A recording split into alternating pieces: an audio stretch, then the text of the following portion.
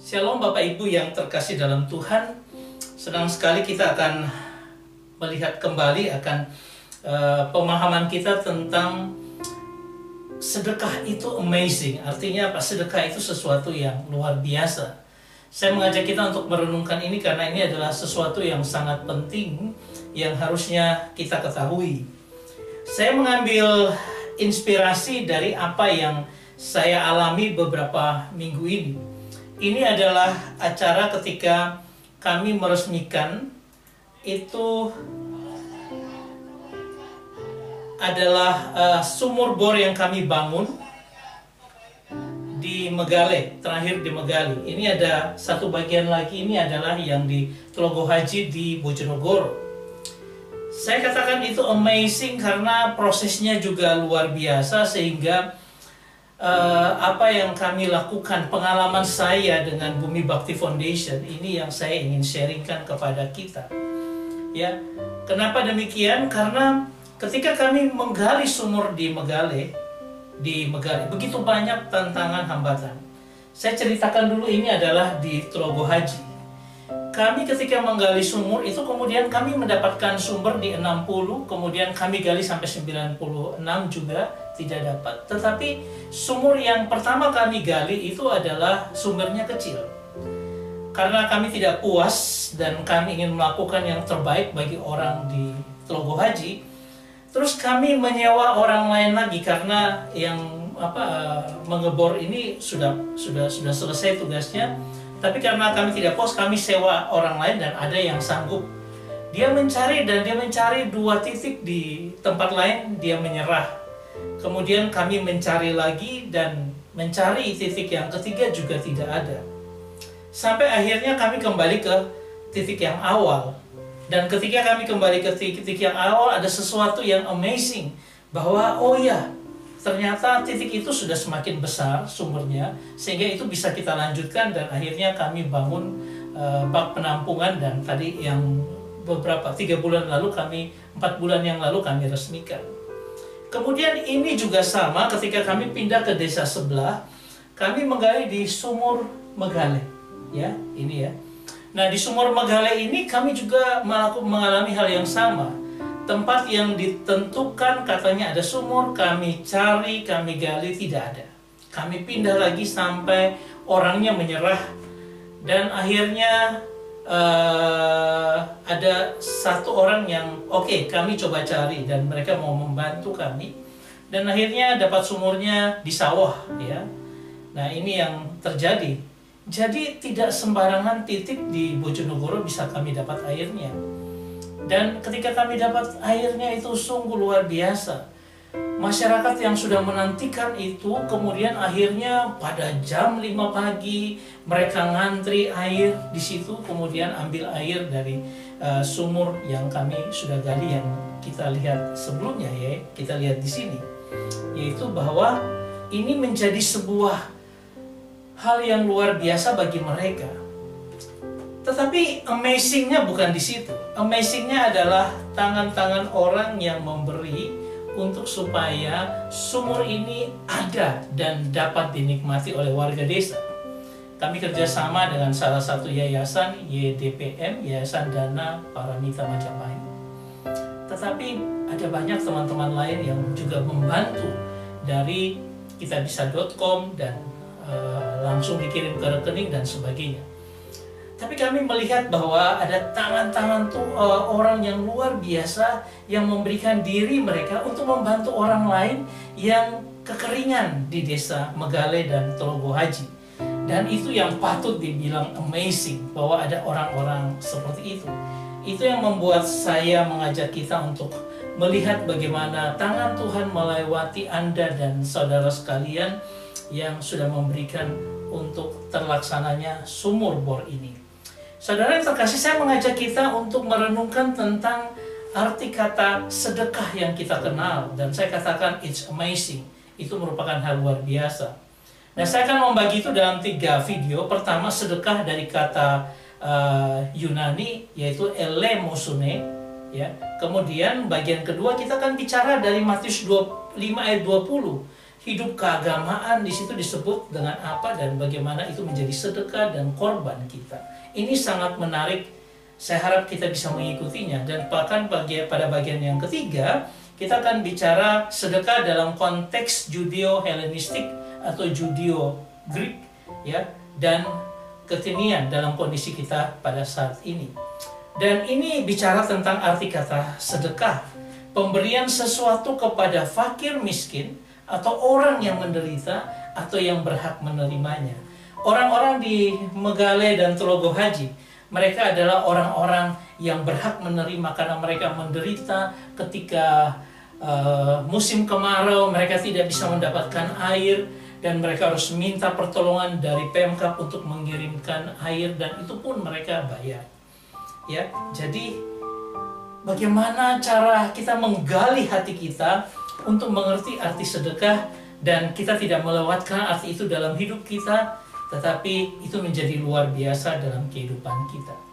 Saya mengajak kita untuk melihat, ya, ayat-ayat yang berhubungan dengan sedekah dalam pengertian elemosunen, ya, ini dikatakan elemosunen dalam Lukas pasal 12 ayat 33. Jualah segala milikmu dan berikanlah sedekah, elemosunen. Buatlah bagimu pundi-pundi yang tidak dapat menjadi tua, satu harta sorga yang tidak akan habis, yang tidak dapat didekati pencuri dan tidak dirusakkan oleh ngengat. Kita tahu bahwa harta di surga tidak akan dirusakkan oleh apapun karena kita menabung di surga. Dan itu terkandung dalam arti kata sedekah. Orang yang sedang memberikan sedekah, memberikan bagi orang lain bantuan itu kepada mereka yang patut menerimanya, itu mendapatkan sedekah yang memberikan sedekah yang luar biasa, yang mana mengumpulkan harta surgawi. Ini luar biasa. Ada bagian lain di dalam Kisah Rasul pasal 10, mulai dari ayat 2, ia saleh. Ini bicara tentang Cornelius. Ia serta seisi rumahnya takut akan Allah, dan ia memberi banyak sedekah kepada umat Yahudi dan senantiasa berdoa kepada Allah. Dalam pengertian elemosune ini. Dan kemudian pada ayat 4 dikatakan ia menatap malaikat itu, karena malaikat itu datang kepada Cornelius. Dan dengan takut ia berkata, ada apa Tuhan? Ya, dia melihat malaikat itu. Jawab malaikat itu begini, semua doamu dan sedekahmu, elemosune, telah naik ke hadirat Allah dan Allah mengingat engkau. Bayangkan kalau kita diingat oleh Allah karena doa kita naik dan Allah ingat. Allah tidak akan melupakan kita, dia akan turun tangan atas hidup kita. Ini suatu hal yang luar biasa. Dan pada ayat ke-31 dikatakan, dan ia berkata, Cornelius, doamu telah didengarkan Allah dan sedekahmu telah diingatkan di hadapan Allah. Sesuatu yang diingatkan di hadapan Allah, ya, itu sesuatu yang luar biasa. Ketika kita dalam pergumulan, doa kita naik dan itu diingatkan Allah, dan Tuhan bilang, saya akan turun tangan untuk membantu engkau. Saudara, kata charity dari kata sedekah ini adalah bisa diartikan charity, amal, derma, atau alms, sedekah, atau mercy, belas kasihan kita, atau pity, kasihannya kita kepada orang-orang yang menderita. Sehingga karena kita tergerak untuk memberikan sedekah itu, dan Tuhan tidak lagi melupakan kita, dia akan mengingat kita. Saudara, apa yang terjadi pada Cornelius?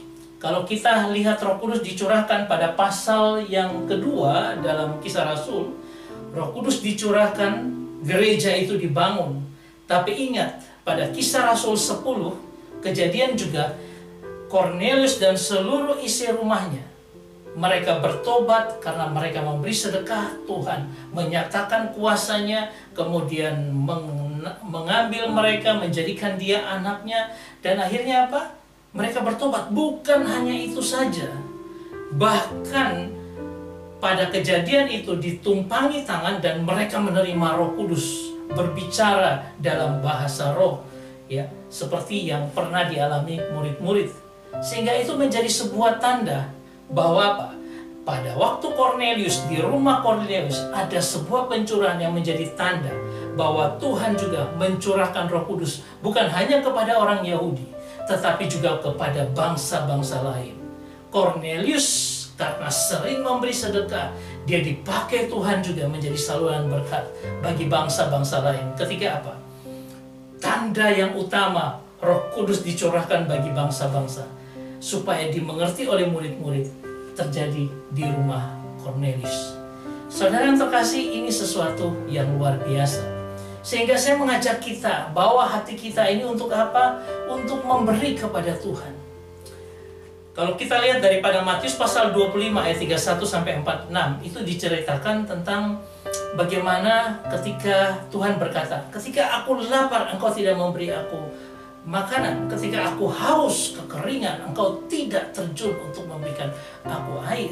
Ketika aku seorang asing, engkau tidak menolong aku. Ketika aku telanjang, aku sakit, aku dalam penjara, engkau tidak turun tangan untuk membantu. Lalu orang-orang pada berkata, kapan kami melihat engkau lapar, haus? Dia bilang, ketika engkau melakukan untuk salah seorang dari yang paling hina, dari saudara-saudara di antaramu, kau sudah melakukan untuk aku. Bayangkan apa yang kita lakukan. Misalnya sedekah yang kita lakukan, itu berdampak. Kita memberi itu untuk Tuhan, bagi orang-orang yang membutuhkannya. Sehingga pada ayat 25, ini ancaman yang luar biasa. Tuhan katakan pada orang-orang yang tidak peduli akan orang lain, dikatakan, dan mereka ini akan masuk ke tempat siksaan yang kekal. Tetapi orang benar yang melakukan perbuatan baik, menopang orang lain, menolong orang lain, dikatakan, tetapi orang benar ke dalam hidup yang kekal. Saudara, saya mau mengajak kita untuk ada satu hal. Ketika iman percaya kita dibentuk dengan luar biasa, ada satu hal yang harus kita lakukan setiap hari, dan itu harus kuat nyata dalam kehidupan kita, yaitu melayani sesama. Berarti kita juga melayani akan Tuhan. Tuhan memberikan ekspresi yang luar biasa. Kalau engkau melayani mereka, orang lain yang paling hina, engkau melayani aku. Itu yang dilakukan oleh Mother Teresa, ya, ketika dia memberikan makanan, minuman, perhatian kepada orang-orang miskin di Kalkuta. Saya mengajak kita untuk memiliki gaya hidup yang luar biasa ini, yaitu apa? Memberi bagi orang lain, bersedekah bagi orang lain. Sehingga ketika saya diberi tugas untuk mencari 20 titik untuk air bersih di Tuban, saya lakukan itu, dan saya mendengar bagaimana mereka berkeluh kesah dengan katakan, kami tidak ada air, kami harus minta dari Pemkab untuk mengirimkan air, kami kekeringan karena kesulitan air. Itu ada di 20 titik yang kami gumuli untuk dilakukan. Ini adalah ketika saya bertemu dengan kepala-kepala desa dan berbicara dengan mereka. Bayangkan seperti ini, ya, satu desa di mana tempat biasanya ada air, ketika mulai masuk bulan Juni saja, itu airnya sudah tidak ada. Luar biasa kekeringan di Tuban, dan banyak orang yang membutuhkan tangan-tangan kita. Saya tidak berkata bahwa harus ke Tuban, kemana saja. Ketika kita diperlihatkan ada orang-orang yang membutuhkan bantuan kita, sebagai anak-anak Tuhan, saya katakan harus melakukan sedekah, harus melakukan bantuan kepada orang di sekitar kita. Dan saya sangat berharap ini menginspirasi kita untuk apa? Untuk semakin melihat sekeliling kita, lakukan pekerjaan untuk melayani orang-orang di sekeliling kita. Berikan apa yang kita bisa berikan, bahkan dari kekurangan kita pun juga kita bisa beri. Karena apa?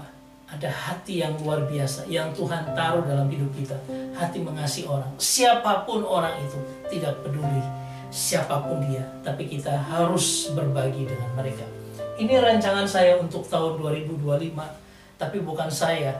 Ada banyak orang di belakang ini yang akan menopang sehingga apa? Sehingga program ini bisa terlaksana untuk Tuban.